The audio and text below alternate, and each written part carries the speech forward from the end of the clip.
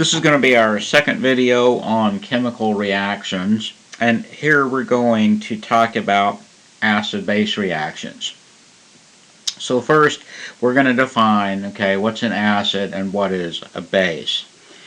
An acid is a substance that dissolves in water to produce hydrogen ions. Now, in the previous video, we talked about how ionic compounds, when they dissociate, when they dissolve up in water, how they dissociate into their parent ions. For example, sodium chloride or salt dissociates into sodium ions and chloride ions. So in a similar fashion then, HCl is going to dissociate into H plus and Cl minus. If it produces H plus when it dissolves up in water, then it's an acid. So HCl, which is hydrochloric acid, HNO3, nitric acid, HClO4, perchloric acid. Each of these will produce H plus ion when it dissociates, and that's the definition of an acid. So a base is a substance that dissolves in water to produce hydroxide ions, or a substance that reacts with hydrogen ions. You can define it either way. There's two ways to make a solution basic. You can add hydroxide ions, or you can remove hydrogen ions.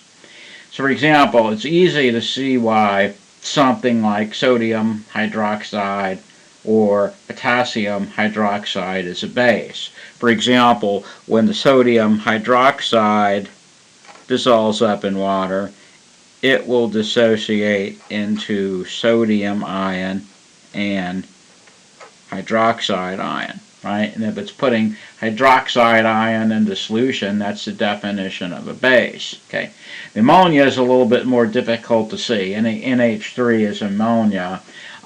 That's a base by the second category. That basically it reacts with hydrogen ions. We'll talk more about that in a couple of slides. So we have to differentiate between strong acids and weak acids, and the difference between a strong acid and a weak acid has to do with the extent to which this dissociation into the ions occurs. So strong acids and bases dissociate completely. So in other words, when hydrochloric acid dissolves up in water, it splits apart into its ions just like the salt does and gives you hydrogen ion and chloride. But this reaction goes 100%. There is no HCl in aqueous solution. There's only H plus and Cl minus, and that's the definition of a strong acid. The dissociation goes 100%. Goes 100%. Now, of course, the opposite of that is a weak acid, where the dissociation does not go 100%.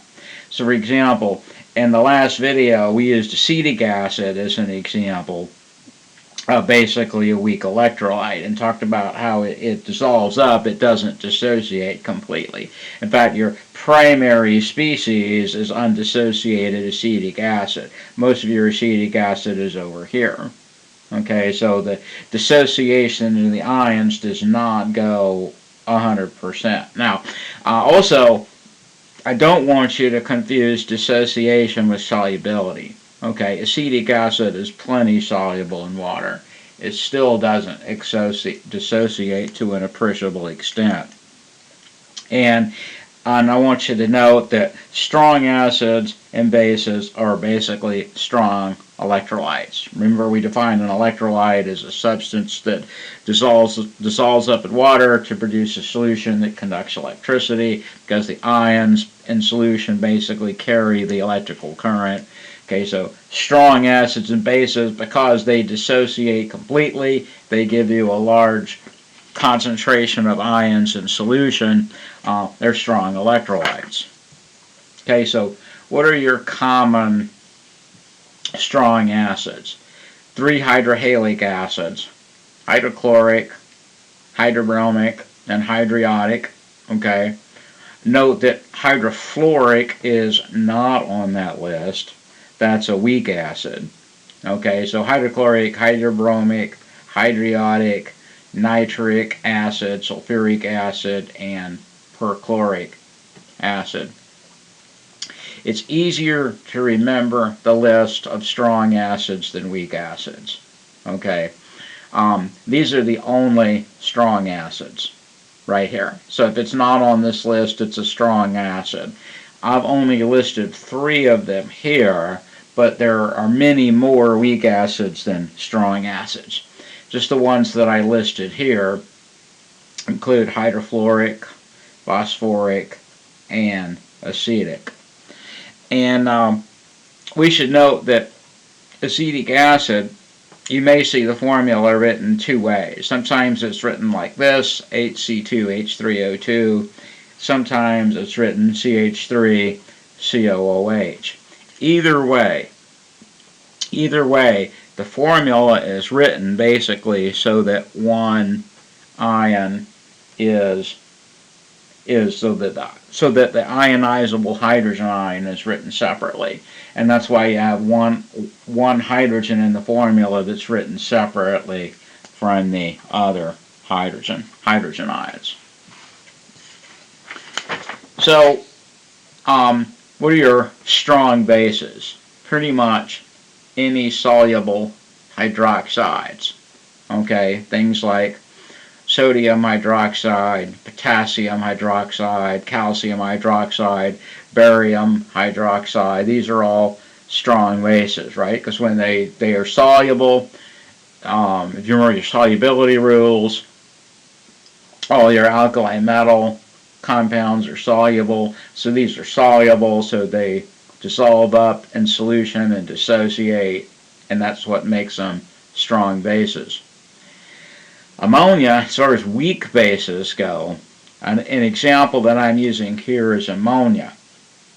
Now, like I'd mentioned in the first slide, this is a substance that is a base because it reacts with hydrogen ions. Okay, so what it does is it reacts with water to produce ammonium ion and hydroxide. In other words, what it's doing is NH3, which is ammonia, is becoming NH4 plus, which is the ammonium ion. We're adding a hydrogen ion to the ammonia. Okay, so where's that hydrogen ion coming from? It's coming from the water. Okay, and then if you take a hydrogen ion away from water, what's left is the hydroxide, and that's where the hydroxide is coming from. Okay, so it's not so much dumping hydroxide straight into solution as it is removing hydrogen ion from solution. But ammonia is a weak base. Okay, so we need to distinguish between monoprotic acids and diprotic acids. Okay, so mono implies one, obviously. All right, so monoprotic acids have a single ionizable hydrogen atom. And almost all of the examples that I used in the previous slides are monoprotic acids. Hydrochloric acid, nitric acid, okay, even acetic acid, but each of these has just one acidic hydrogen atom in it. Okay, so the HCl dissociates into H plus and Cl minus, but there's only one hydrogen ion per molecule. Same thing with the nitric acid, same thing with the acetic acid. Okay. Diprotic acids, obviously di implies two, so diprotic acids have two ionizable hydrogen atoms. So the most common example is sulfuric, which is a strong acid, H2SO4, right? So when H2SO4 dissolves up in water, it gives you two hydrogen ions and one sulfate ion, okay? Another example is oxalic acid, H2C2O4. Okay, it's the acid form of the oxalate ion. And then, of course, triprotic acids have 3 ionizable hydrogen atoms. The really only real common example is phosphoric acid, H3PO4. Okay, so acid and base reactions are often called neutralization reactions. Okay, so why is that? Because the resulting solutions are neither acidic nor basic. Okay, so acid-base reactions always produce the same products. It's water and a salt. Okay, and here salt means any ionic compound. Okay, sometimes ionic compounds are referred to as salts. So we could also basically say water and an ionic compound. All right, so for example, hydrochloric acid reacts with sodium hydroxide to produce water plus sodium chloride. So basically, in the end, when the reaction is complete, what are you left with? A solution of salt water. Okay, so what's going on here? The hydrogen from the acid combines with the hydroxide from the sodium hydroxide to make water. And what you're left with is a solution of sodium and chloride ions in solution. If you wanted to evaporate the solution, obviously salt soluble, you could recover the salt if you wanted to. If you wanted to, you could evaporate the solution and recover the salt. So in this case, the ionic compound that's produced is salt itself. Okay? In my second example here, we're reacting nitric acid with potassium hydroxide. So again, we get water, but now the salt that we produce is potassium nitrate. Okay, so one more time, the H plus from the acid, hydrogen ion from the acid, combines with the hydroxide ion from the base to make water. And this time the salt that we produce is potassium nitrate. Potassium from the hydroxide and nitrate from the acid. Now, diprotic acids are going to react with 2 equivalents of base. Okay, so for example, 1 mole of sulfuric acid would react with 2 moles of sodium hydroxide, and it would give us 2 moles of water, and the salt that we would produce would be sodium sulfate, right? Sodium from the hydroxide and the sulfate from the acid. If you evaporated the solution, you would basically be making sodium sulfate. Or oxalic acid, which is another example that I use of a diprotic acid, is going to react with 2 equivalents of sodium hydroxide to make water plus sodium oxalate. Now there's another point that I should mention too. Remember I said sulfuric acid is strong and oxalic acid is weak, and the definition is the extent of the dissociation of a strong versus a weak acid. But a weak acid is still going to react with base. Okay, so whether the acid-base reaction occurs or not has no bearing on whether the acid is strong or weak. So for example, acetic acid is a classic example of a weak acid. It's still going to react with base to make water and an acetate salt. Okay, so the reaction with the base still happens whether it's a weak acid or a strong acid.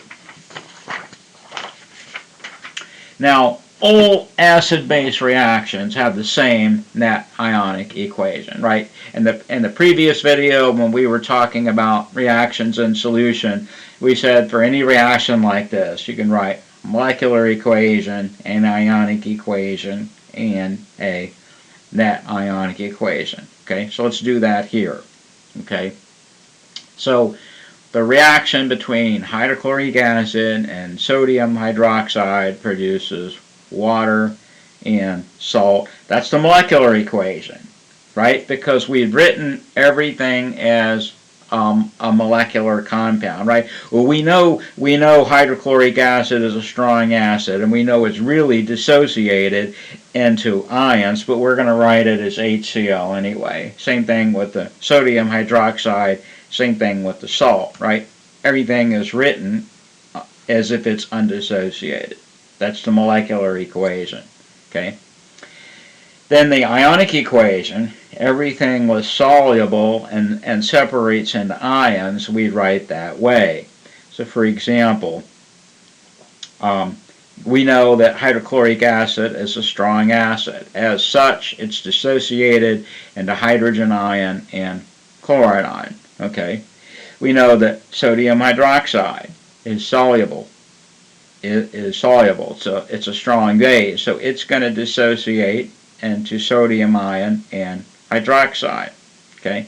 Now, water is not an ionic compound, it's a molecular compound, so we leave that, write that as H2O.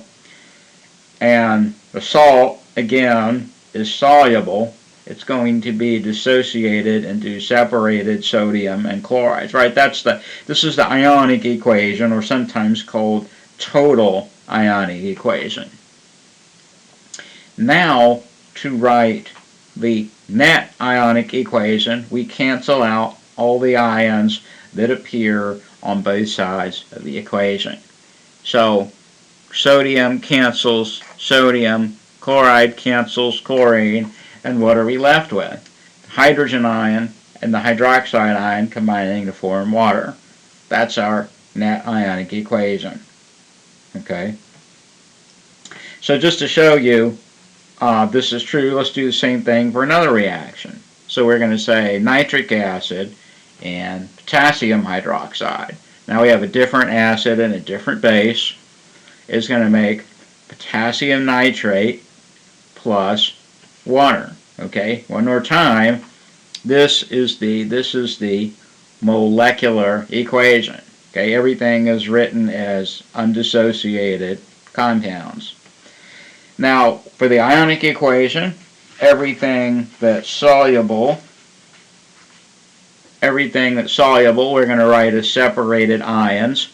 So our nitric acid is really H plus and NO3 minus.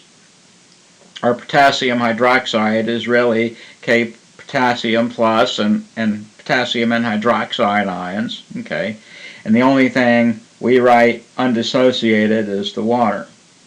Okay, so now to get the net ionic equation, we cancel out all the ions that appear on both sides of the equation. So potassium cancels potassium, right? And nitrate cancels nitrate, and what are we left with?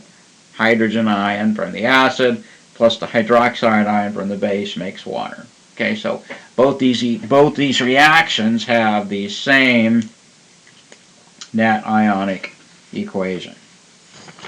Okay, now a few more topics that I think we should talk about here, and that's basically carbonates as bases. So carbonate ion, if you remember your polyatomic ions, carbonate is CO3 2 minus, okay? So carbonate ion reacts with water to produce carbonic acid. It's able to function. It's able to function as a base, basically, and accept hydrogen ion. So your sodium carbonate reacts with hydrochloric acid to make what's called carbonic acid plus salt. Okay, that's H2CO3 is carbonic acid. But carbonic acid is unstable. This is unstable in aqueous solution, and it rapidly decomposes into water and carbon dioxide, which is a gas. Okay, so you usually basically combine the reactions and write it in one step. So the reaction of sodium carbonate with hydrochloric acid makes carbon dioxide gas plus water plus salt. NaCl. So basically, in the end, you'd be left with your carbon dioxide comes off as a gas, and you would be left with a solution of salt water. And so, like I said, carbon dioxide is a gas, so the rapid effervescence, that means it bubbles. That means a gas is released. Okay? Now, it's possible, because it's a 2- ion, you could have potentially two different cations present. Two different +1 ions. If, for example, NaHCO3, right? So you have an Na plus and an H plus to balance the 2- charge on the carbonate. This is basically called sodium hydrogen carbonate or sodium bicarbonate. If you like, you could think of it as half neutralized sodium carbonate. Okay, so this is going to react with one equivalent of acid to make sodium chloride plus carbon dioxide plus water. Okay, and by the way, this is the active ingredient in baking soda. Baking soda is essentially sodium hydrogen carbonate. Now, another thing I want to talk about here, while we're talking about acid bases, is metal oxides and bases. And metal oxides as bases. Okay, so soluble metal oxides are bases. So, for example, sodium oxide or calcium oxide basically are basic. Okay, and so they react with water to produce solutions of the metal hydroxide. So, for example, sodium oxide reacts with water to make sodium hydroxide. Calcium oxide reacts with water to make calcium hydroxide. Both of these have the same net ionic equation. Okay, and that is that the oxide ion reacts with water to make the hydroxide ion. Okay, so these are basically reacting with water or taking hydrogen ion away from water to make the hydroxide ion. So this is another case where substance is a base because it's acting as an H plus acceptor. And so you could, like, these things will immediately react with water, so they're not really so much dissolving up in the water as they are reacting with the water. But you could also react metal oxides directly with acids. So, for example, you could take solid calcium oxide and react that with hydrochloric acid to make calcium chloride plus water. Okay, so more time is, then you could react solid calcium oxide or sodium oxide with an acid. Okay, so metal oxides tend to be basic. Now the next thing is that non-metal oxides are acids.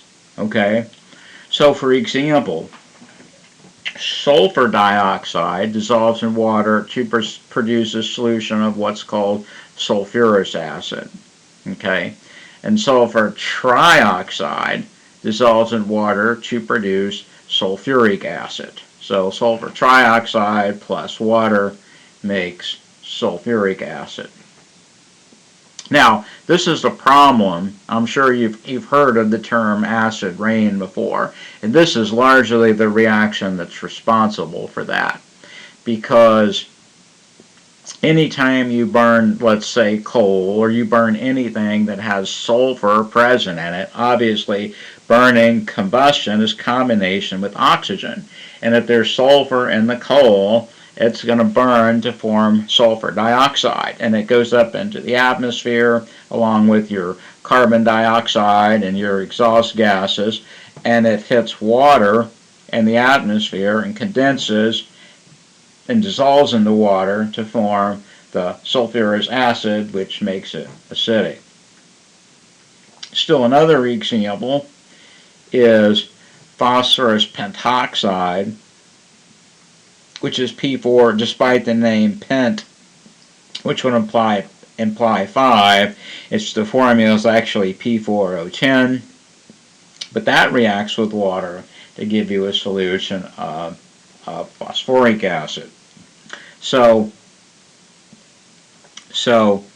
metal oxides are basic, okay, and non-metal oxides are acidic. And that wraps this up. This is pretty much it for acid-base chemistry.